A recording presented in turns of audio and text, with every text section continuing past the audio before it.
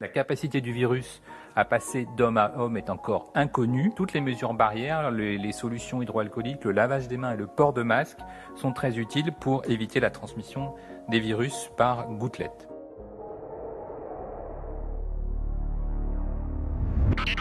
Pour la population en général, il n'y a aucune indication à porter un masque. Aujourd'hui, le masque bleu ne protège de rien. Et par ailleurs, nous avons des dizaines de millions de masques en stock en cas d'urgence de santé publique pour l'émergence d'un virus ou d'une bactérie. Donc tout cela est parfaitement géré par les autorités. Et si un jour il fallait porter un masque, nous distribuerions le masque. Il n'y a absolument aucune raison d'aller en acheter en pharmacie. Sur l'utilisation des masques d'abord. Aujourd'hui comme demain, je l'ai déjà dit, une personne asymptomatique qui se rend dans des lieux publics, qui se déplace en transport en commun, n'a pas à porter de masque. Pas de masque FFP2 très technique, pas davantage de masque anti-projection, ce n'est pas nécessaire. Je crois qu'il est juste d'appeler nos concitoyens à ne pas s'inquiéter outre mesure, à ne pas paniquer et à ne pas dévaliser en particulier les pharmacies, surtout que le port de masque ne sert à rien. Donc, il faut être raisonnable. Personne, et je le redis et je le redirai chaque jour parce que c'est important, personne n'a besoin de porter un masque si un médecin ne vous demande pas d'en porter un. Alors à propos de l'épidémie elle-même, vous parlez beaucoup d'essayer de la ralentir. Il y a quand même une stratégie en France qui est très différente d'ailleurs. Ailleurs, on multiplie les tests de dépistage, y compris dans des drives pour les voitures. On en fait partout. En France, on les restreint au contraire. Ailleurs, on voit partout sur nos images depuis quelques jours les Italiens dans les rues de Rome avec des masques, tout le monde avec des masques, y compris aux États-Unis. En France, on nous dit que ça ne sert à rien. Est-ce qu'on en manque en France et ailleurs, on dit que le port du masque en population générale dans la rue, ça ne sert à rien. Les Français ne pourront pas acheter de masques dans les pharmacies parce que ce n'est pas nécessaire quand on n'est pas malade. Pourquoi ils en mettent les autres ? Mais moi, je ne suis pas responsable du comportement des individus. Je dis les consignes parce qu'elles sont éclairées par ce que me disent les médecins et les scientifiques. S'il y avait des masques pour tout le monde, des milliards de masques, ce serait préférable d'en mettre ? Je ne pense pas que le coût-efficacité de la mesure soit en faveur du masque pour tout le monde. Ensuite, porter un masque toute la journée et partout, c'est une des stratégies qui avait été proposée par certains pays asiatiques, justement pour éviter les mesures de confinement. Donc c'est deux stratégies très différentes. Si effectivement nous étions tous protégés en permanence, si on ne se touchait pas, si on se lavait les mains à chaque possibilité d'être contaminé, et si on savait porter un masque, ça pourrait être une stratégie. Et vous savez quoi? Moi, je ne sais pas utiliser un masque. Je pourrais dire, je suis ministre, je me mets un masque. Mais en fait, je ne sais pas l'utiliser. Parce que l'utilisation d'un masque, ce sont des gestes techniques précis. Sinon, on se gratte le nez sous le masque. En fait, on a du virus sur les mains. C'est très compliqué, je l'ai déjà dit, de savoir porter un masque. Tout simplement parce que ce masque, on le manipule. Or, on ne doit pas le manipuler. On l'enlève. Vous avez tous vu des gens qui ont le masque sur le cou ou le masque sous le nez. Et on met sa main, quasiment une fois par minute, sur son visage autour de sa bouche. Et donc, on se contamine au contact du masque, on se contamine sous le masque. Et donc, quelque part, c'est presque une fausse protection parce que quand on est porteur du masque, on s'estime tellement bien protégé que les mesures barrières n'ont plus d'intérêt, que la distanciation sociale n'a plus d'intérêt. Pourquoi est-ce que le président de la République n'est pas muni d'un masque? Mais tout simplement parce qu'il n'y a pas besoin d'un masque dès lors qu'on respecte la distance de protection vis-à-vis des autres. Et donc vous avez vu au cours de ce compte-rendu du Conseil des ministres que nous étions, nous ministres avec le Premier ministre, à une distance de 1 mètre les uns des autres, de manière à avoir cette protection naturelle vis-à-vis des postillons quand on parle de la toux et des éternuements. 3 hours later. On me dit que Emmanuel Macron arrive un instant, le voilà. Emmanuel Macron qui met un masque et qui arrive donc sur ce parking à Mulhouse, à côté de l'hôpital civil, l'hôpital de campagne militaire qui a été déployé en temps record, colonel Pellistrandi. Il n'y a pas de raison que le président de la République déroge aux prescriptions qui sont réalisées pour l'ensemble de la population française. Georges Gao, c'est un chercheur chinois, c'est lui qui est à la tête du centre de contrôle et de prévention des maladies dans son pays, il est en première ligne. Et voilà ce qu'il a dit. Il a dit que la grande erreur des États-Unis, mais aussi des Européens, vous allez lire, la grande erreur aux États-Unis et en Europe, est que la population ne porte pas de masque. Avec un masque, on peut empêcher les gouttelettes porteuses du virus de s'échapper et d'infecter les autres. Voilà ce qu'a dit Georges Gao. Bon, on pose la question directement. Avons-nous, nous, Français, était imprévoyant. Sachez que l'Académie de médecine a déclaré ce soir qu'elle recommandait le port obligatoire du masque, même pour le grand public. On nous a pourtant largement répété qu'il ne servait pas à grand-chose si l'on n'était pas soi-même malade. Une version qui a arrangé tout le monde alors que les stocks étaient quasiment vides, mais qui est loin d'être partagée par tous les scientifiques de la planète. Mathilde Véron, David Desarrojo et Stéphane de Perrois. On a tous compris qu'ils cherchaient à masquer une pénurie que chacun pouvait constater, ce qui est un peu débile.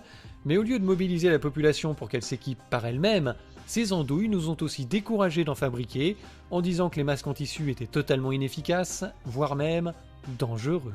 Mais Marina, la phrase que vous venez de dire soulève un vrai problème. Vous dites que les gens ont besoin de plus en plus de sécurité. Mais est-ce que les journalistes sont là pour rassurer ou sont là pour informer? Parce qu'il peut arriver que des informations ne soient pas rassurantes. Quel pli prendre? Bien sûr.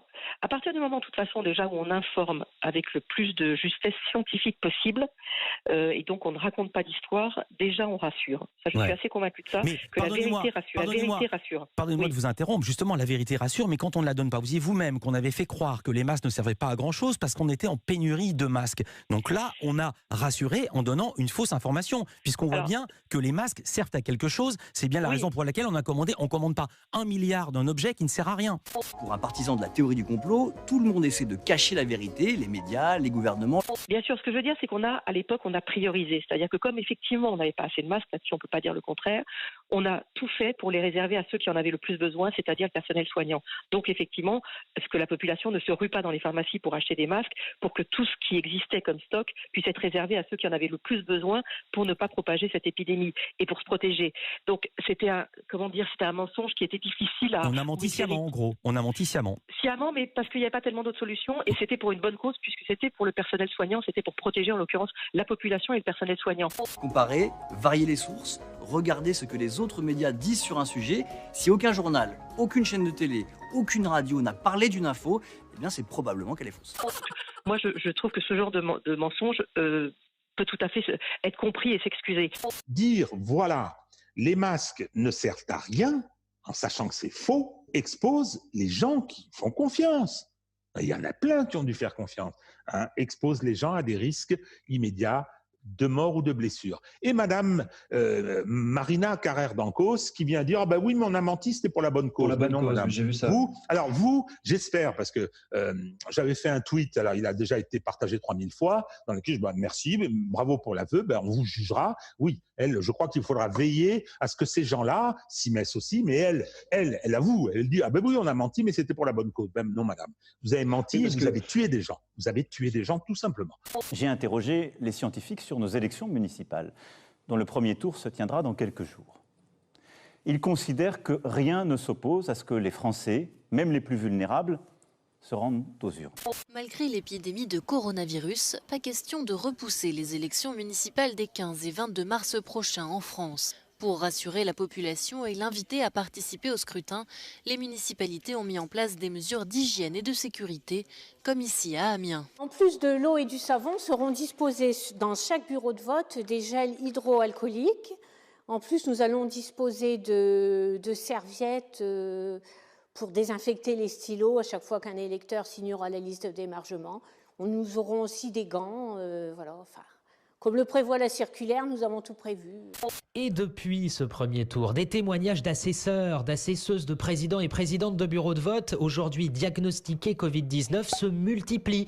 À Paris, Marseille, Angers, Montpellier, impossible évidemment d'établir un lien avec certitude, mais ils sont nombreux à se poser des questions, voire à envisager de porter plainte. Claudia Bertram. Aujourd'hui, je me rends compte que j'ai été mis en danger et je ne suis pas le seul à avoir été mis en danger. Président d'un bureau de vote dans le 17e arrondissement de Paris, Paul Hatz a été diagnostiqué Covid-19 quelques jours après le premier tour. Attendez, moi j'ai un ami qui est mort, qui a tenu un bureau de vote et tout, il en est mort.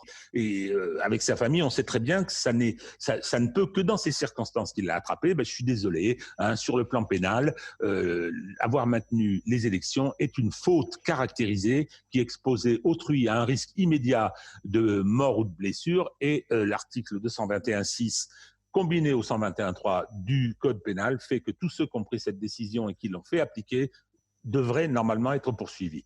Lorsqu'on engage une guerre, on s'y engage tout entier. On s'y mobilise, dans l'unité. Je vois dans notre pays les facteurs de division, les doutes, toutes celles et ceux qui voudraient aujourd'hui fracturer le pays, alors que nous ne devons avoir qu'une obsession, être unis pour combattre le virus. Au bout d'un moment, si vous voulez, l'impudence, c'est vraiment insupportable. Et on vous réclame de l'unité nationale derrière. Mais enfin, comment voulez-vous qu'on fasse confiance à des pareils guignols? Non, mais c'est pas vrai, quoi. Oui, parce qu'il faut quand même rappeler qu'au moment de justifier les élections municipales, il a bien été répété que toutes les prédispositions avaient été mises en place, qu'il n'y avait aucun problème, que tout était sous contrôle, etc. Et on a appris 5, 6, 7 jours plus tard qu'effectivement, il y avait des assesseurs qui étaient positifs au Covid-19. Donc, Mais attendez, toutes les dispositions ont été prises. Ah, d'accord, oui, on avait un stock d'1 milliard de masques, c'est ça, oui, bonne idée. C'est intéressant de nous dire ça. Hein, toutes les décisions avaient été prises, toutes les précautions concernant le système hospitalier français. Enfin bon, écoutez, on va en reparler plus loin, mais... Je pense que si jamais on a des plans avec des centaines de milliards à mettre pour demain, oui, je hiérarchise, et je pense qu'en l'occurrence, par exemple, le progrès demain ne sera plus dans la technologie, mais sera dans l'humain. Et donc, ce qu'il faut maintenant, c'est un investissement dans l'humain, et en l'occurrence, par exemple, dans la santé. On voit la catastrophe que ça a été, que depuis 20 ans, on se retrouve avec un hôpital qui est complètement à poil. On se croirait dans un pays du tiers-monde, excusez-moi, mais quand il faut faire la course aux masques, la course aux médicaments hypnotiques, la course aux surblouses...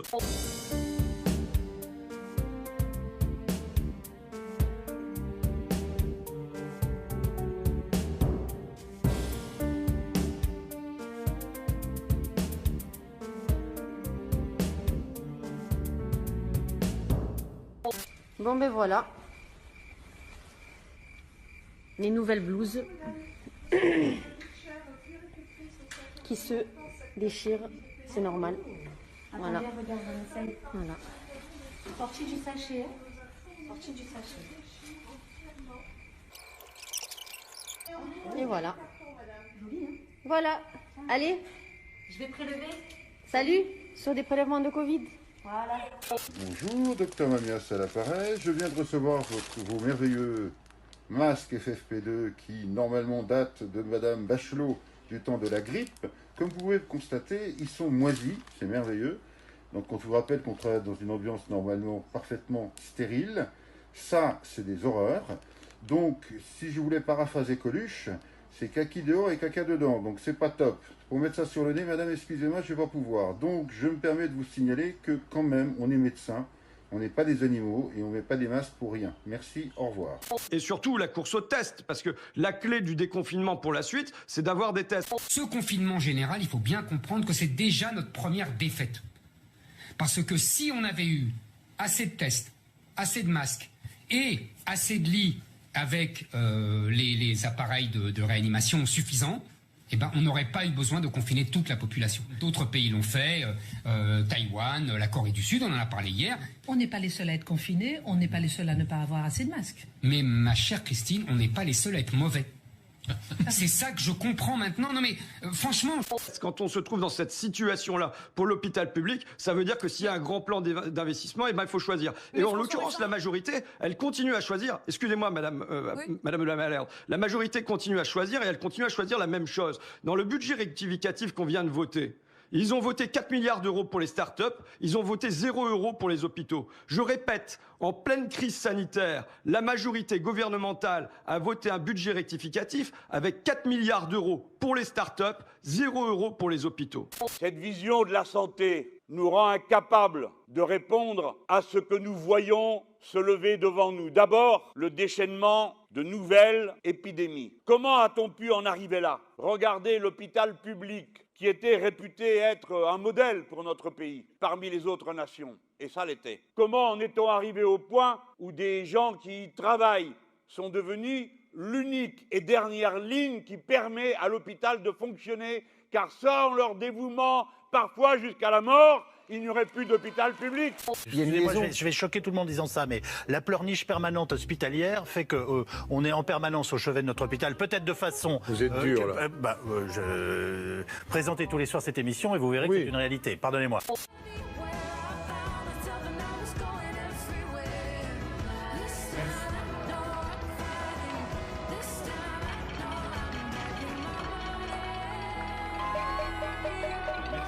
Je vais choquer tout le monde en disant ça, mais la pleurniche permanente hospitalière. Présentez tous les soirs cette émission et vous verrez, vous m'invitez, pardonnez-moi.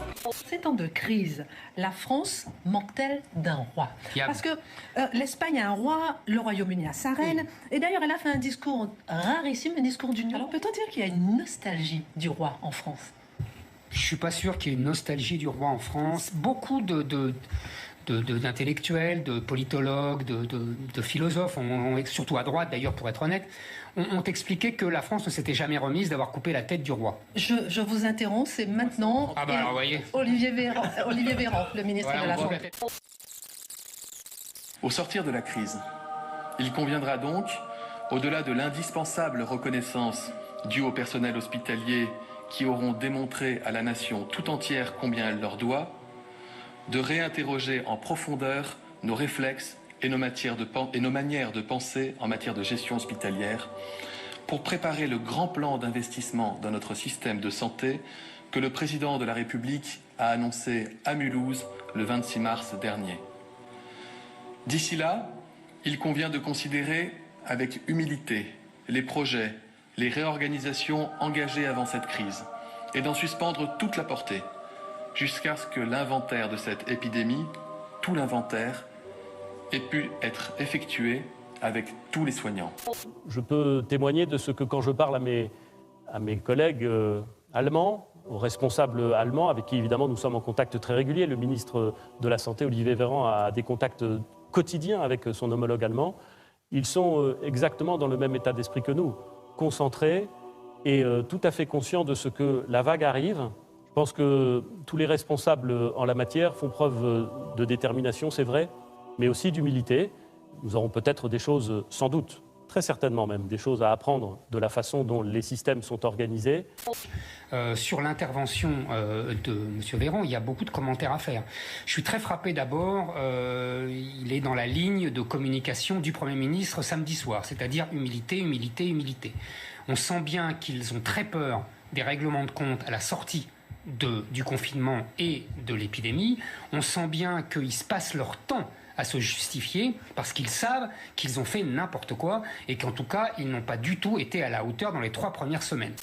Le lavage des mains et le port de masque sont très utiles pour éviter la transmission des virus par gouttelettes. Il ne faut pas mettre de masque quand on n'est pas professionnel de santé. Si nous avons l'accès à des masques, nous encouragerons effectivement le grand public, s'il le souhaite, à porter des masques, en particulier ces masques alternatifs qui sont en cours de production. Pour la population en général, il n'y a aucune indication à porter un masque. Aujourd'hui, le masque bleu ne protège de rien. Et par ailleurs, nous avons des dizaines de millions de masques en stock en cas d'urgence de santé publique pour l'émergence d'un virus ou d'une bactérie. Je finis en disant, quand j'ai quitté le ministère, j'avais tout préparé malgré une inertie, sous-entendu.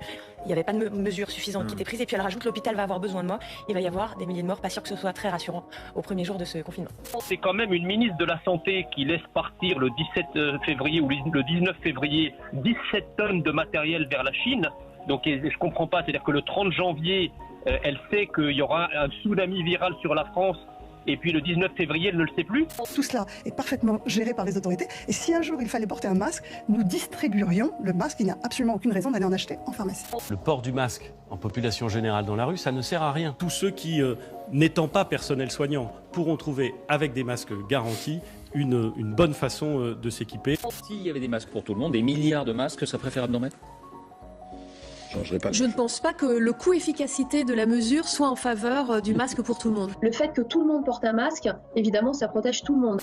Les Français ne pourront pas acheter de masques dans les pharmacies parce que ce n'est pas nécessaire quand on n'est pas malade. Nous recherchons tous des masques chirurgicaux, tous des masques FFP2. Et donc il y a évidemment des tensions d'approvisionnement qui existent. Nous avons fait la transparence pleine et entière. Nous sommes extrêmement attachés à dire les choses telles qu'elles sont au moment où nous les savons. Il y a bel et bien un changement de discours. Nous avons réuni avec Cédric O et Adrien Taquet les plateformes numériques pour faire le point sur la lutte contre les fausses informations et les contenus haineux en forte hausse durant cette crise sanitaire. La bonne information et la protection de tous sont notre priorité. Bah quoi ? En termes d'injures et de fausses informations, c'est plus ou moins la numéro 1 du game, voire de la France, et pas qu'en période de coronavirus. Donc normalement, si elle suit ses propres consignes, elle devrait s'auto-embastiller. L'Académie de médecine de France on dit, et ce sont eux qui ont raison, qu'il vaut mieux mettre un masque qui couvre le nez et la bouche, même un masque fait maison, à condition que, bien sûr, il soit bien serré, qu'on le nettoie à eau chaude tous les jours, à eau très chaude, plutôt que rien, parce que ça vous permet d'éviter de mettre des miasmes dans tous les endroits où vous allez pour acheter votre baguette de pain. Donc, système D, écoutez les maires qui, eux, connaissent la vraie vie, et puis que les ministres, quand ils ne savent pas, se taisent, c'est mieux. C'est mieux de se taire quand on ne sait pas plutôt que d'inventer une réponse.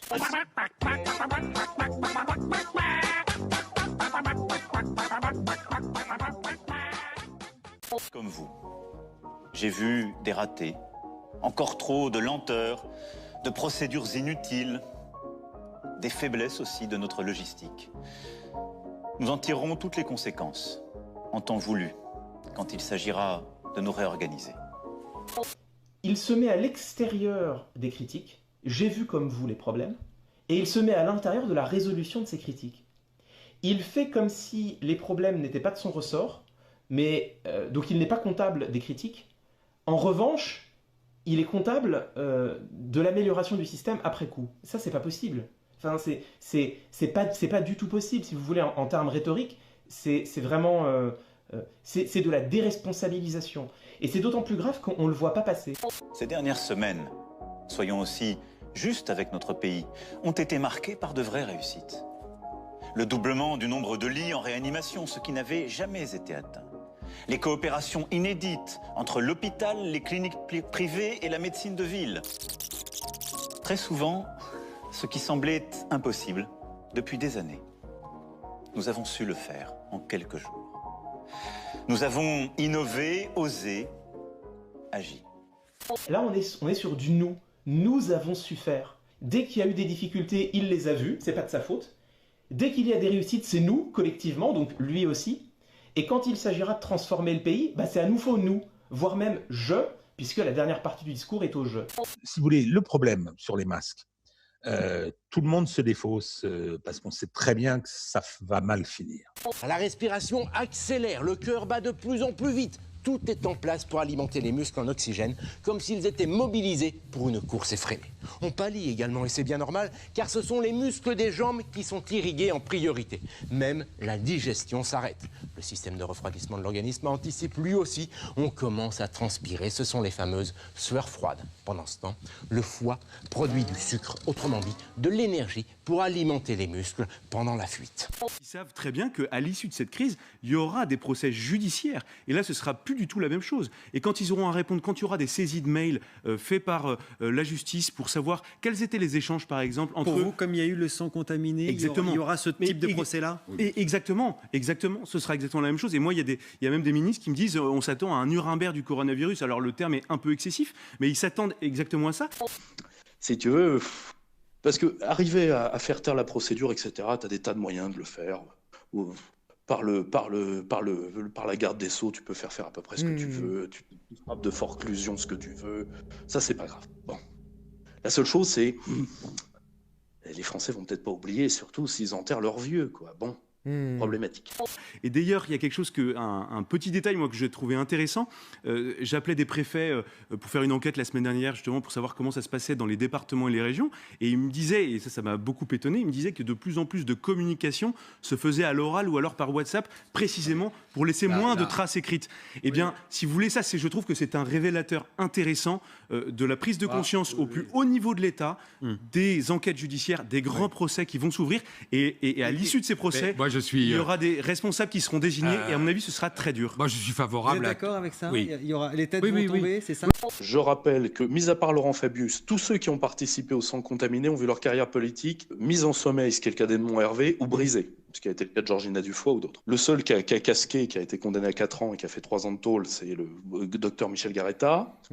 Et son second, qui était également médecin. Toutes les responsabilités politiques ont été gommées. Ça t'a donné 2 phrases qui sont rentrées dans l'histoire de France. Responsable mais pas coupable. Mais pas coupable. Et la seconde, c'était coupable mais pas condamnable. D'accord. Macron, évidemment, espère que pour les siens, ça va être la même chose. Le problème, c'est que 2022 arrive quand même. Nous finirons par l'emporter, mais nous aurons plusieurs mois à vivre avec le virus. Avec humilité, il nous faut aujourd'hui décider et agir en tenant compte des incertitudes. Essayons de garder un tout petit peu de crédibilité et de confiance, parce qu'il y a des tas de gens qui posent les questions dont vous avez parlé, et vous avez 1000 fois raison. Non. Mais il faut garder un minimum de confiance pour être unis et pour rester unis. Non. Diviser pour régner n'a jamais été une solution. Non. Jamais. La confiance, c'est fini. La confiance, madame, je dis à mes enfants qu'elle se mérite. Je suis désolé, madame. La confiance dans ce gouvernement, non. Et le principe. Mais vous allez avoir confiance en quoi? On peut pas dire qu'on n'a plus confiance en rien. Non. Mais c'est la fin. C'est la fin. Humilité. Vous pouvez pas. On peut pas. Mais enfin, depuis le début, on me dit qu'effectivement, je peux pas. Depuis le début, on nous ment et vous me parlez de confiance. Vous croyez que madame Buzyn. Et madame Buzyn, elle s'est souciée de ça. Donc madame Buzyn, elle a le droit d'aller dans le monde pour dire qu'effectivement, elle nous a menti depuis le début, qu'elle savait, elle a rien fait. Mais moi, j'ai pas le droit de venir dire qu'effectivement, on ne peut pas avoir confiance dans des gens qui nous mentent. Vous avez lu la lettre signée par des soignants, médecins, personnels d'EHPAD. Une partie des scientifiques affirme qu'ils sont indispensables à l'hôpital. Où sont ces masques ? Alors d'abord, effectivement que ces masques sont indispensables pour les personnels soignants, personne ne dit le contraire. Oui, mais ces masques donc, ils sont livrés très régulièrement et les personnels des EHPAD font partie des personnels cibles, mais au même titre que les personnels soignants dans les hôpitaux. Et le ministre de... Non, je ne reconnais pas qu'il en manque. Lui, il faut le frapper. À un moment donné, il faut le frapper. On ne dit pas, voilà. Si, on le dit. C'est l'expression. Non, c'est l'expression. Enfin, pardonnez-moi, mais c'est un menteur invétéré. Vous savez combien de masques ont été livrés, quand ça a été livré, dans les zones infectées, dans les grosses zones? Les 25 départements. Dans les 25 départements, 18 masques ont été livrés pour les professionnels de santé. 18. 18 par quoi? Par semaine? 18 par... Non, 18 par personne. Il y a comme un discours, une musique, des éléments de langage qui commencent à monter du côté du gouvernement. Nous avons été, je crois, plutôt en anticipation de ce qui s'est passé. Il commence à anticiper l'après. Je crois qu'on a pris vraiment dès le début la mesure de cette crise. Je crois qu'on ne peut pas dire qu'il y a eu un défaut d'anticipation de cette crise, bien au contraire. Ah oui? Écoutons l'interview de Sibeth Ndiaye, la même donc du 4 mars, pas décembre dernier, 4 mars, il y a 19 jours. Sibeth Ndiaye, bonjour. Bonjour. On ne va pas fermer toutes les écoles de France, comme quand il y a une épidémie de grippe en France, on ne ferme pas toutes les écoles de France. Il n'y a franchement pas de raison d'annuler ces élections municipales. On ne va pas arrêter la vie de la France. Donc si on comprend bien, en fait, les mesures de confinement les plus drastiques, vous les prenez aujourd'hui et quand on basculera dans le stade 3, il y en aura moins, c'est ça? Exactement. Quand ça circule, si ça circule. C'est quoi la phase 2?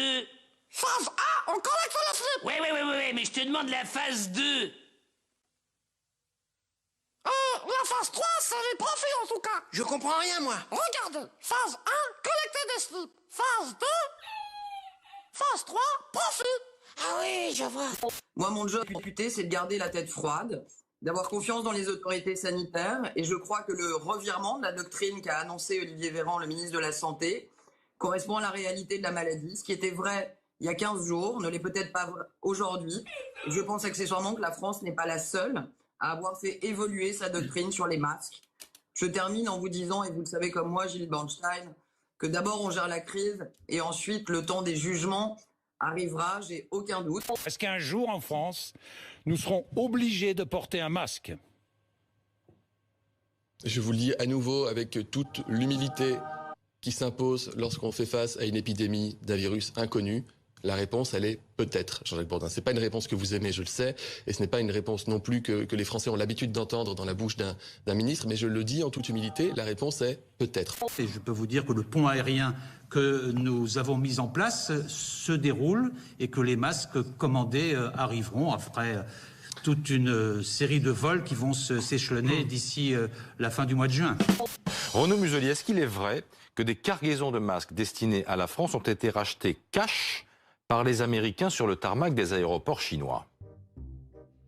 Exact. Mais c'est une scène incroyable que vous nous décrivez. C'est-à-dire que ça se déroule sur le tarmac même, on sort les liasses de billets et finalement on détourne une cargaison en quelques minutes d'un avion à un autre. C'est comme ça que ça se passe?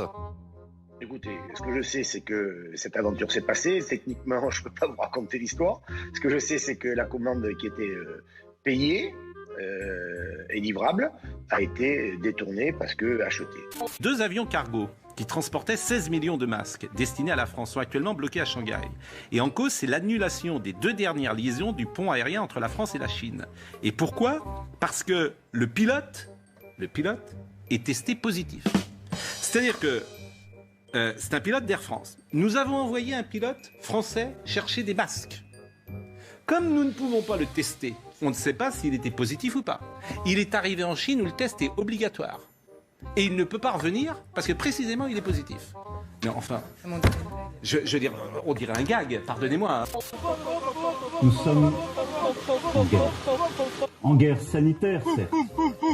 Nous ne luttons ni contre une armée, ni contre une autre nation. Mais l'ennemi est là, invisible, insaisissable qui progresse. Ils font semblant comme s'il y a un objectif ennemi devant. Vous voyez. Vous disiez, on est un pays sous-développé en matière de santé? Comment expliquez-vous un pays où on n'est pas capable de vous donner un masque quand moi, médecin à l'hôpital, je vous le prescris? Si vous venez dans mon hôpital avec une toux, que je décide de ne pas vous hospitaliser, qu'est-ce qui se passe en pratique? Je vais vous examiner, je ne vais pas vous faire de tests parce que je n'en ai pas assez. Je vais vous renvoyer chez vous en vous disant, vous allez pendant 14 jours rester chez vous et vous allez porter un masque quand il va falloir acheter votre baguette de pain. Je vais vous faire une ordonnance pour acheter un masque. Vous allez aller à la pharmacie. Eh bien, la pharmacie va vous dire, aujourd'hui, je n'ai pas de masque à vous vendre. Comment appelez-vous un pays qui n'est pas capable de fournir des masques à ses concitoyens? Les militaires viennent de limoger le Premier ministre. Ils n'hésitent pas non plus à imputer aux politiques la responsabilité de leur défaite. Je vois dans notre pays les facteurs de division, les doutes. Je voulais vous lire un petit SMS que j'ai reçu aujourd'hui, qui est le résultat de la conférence call entre médecins urgentistes, virologues et épidémiologistes aujourd'hui à Paris, les chefs de service notamment.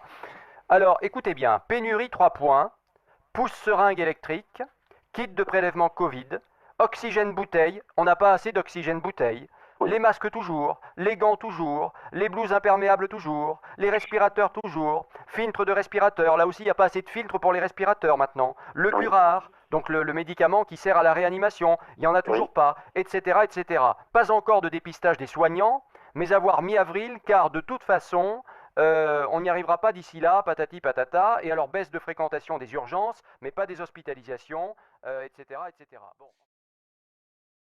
Ce que personne ne sait, c'est qu'après son allocution suivie par 37 millions de Français lundi soir, Emmanuel Macron a décroché son téléphone pour s'entretenir depuis l'Elysée avec des journalistes, une dizaine d'éditorialistes. Ça s'appelle faire du off. L'idée, c'était de faire le SAV de son allocution, de donner des éléments aux journalistes pour nourrir leur papier sur la date du début du confinement, par exemple.